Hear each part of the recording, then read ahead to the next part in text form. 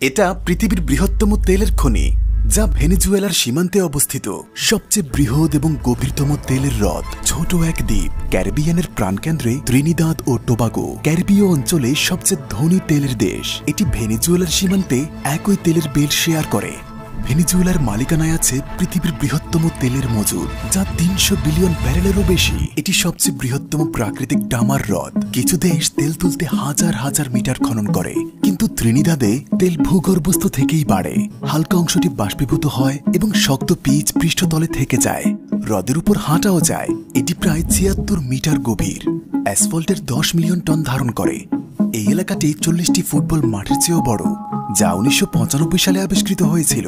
এর ডামার ব্যবহার করা হয়েছিল নিউ ইয়র্ক এবং লন্ডনের রাস্তাঘাট পাকা করার কাজে। পৃষ্ঠটি স্থির দেখাচ্ছে, কিন্তু এটি ধীরে ধীরে চলে, যেন পৃথিবীর নিচে নিঃশ্বাস নিচ্ছে। এটি অদ্ভুত প্রাকৃতিক ঘটনাগুলির মধ্যে একটি। আমরা